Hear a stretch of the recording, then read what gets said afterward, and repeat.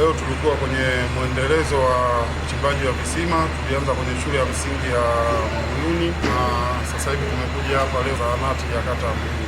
Kweli kwenye maeneo yetu tumekuwa na changamoto kubwa sana ya maji, yaani hasa kipindi hichi chote, sio wakati wa ukame wala sio wakati wa mvua, maji yamekuwa ni changamoto kwetu hapa Morogoro. Kwa hiyo leo tumekuja kuchimba hapa kwenye zahanati ya kata.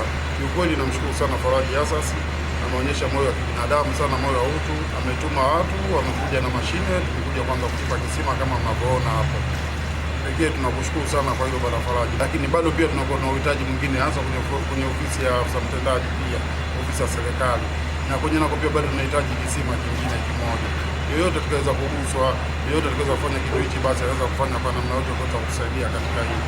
Lakini kipekee kabisa ningesema kwa washauri watu waonyeshe moyo kama waonyesha Bwana Faraji Asasi kwa hichi alichokifanya. Miaka yote hapa nadhani shule haijai kuwa na maji. Maji yamekuwa kusuasua sana, kama unavyojua ukanda huu umekuwa na matatizo sana ya maji. Kwa hiyo kupitia hata hili lilofanyika mwanzo wa kuchimba pale kwenye shule ile ya msingi pale, imesaidia sana. Sasa hivi watoto wanapata maji pale kama unavyoona, maji ya kutosha kabisa, na ndivyo hivyo matarajio yote yatakuwa hapa kwenye zahanati hapa.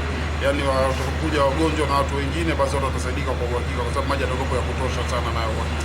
Nashauri wananchi waweze kutunza sana hii miundombinu, kwa sababu uchimbaji wa hivi visima sio gharama ndogo, ni gharama kubwa, na ukiona mtu anajitolea, basi unajua mtu ana moyo wa kipekee sana.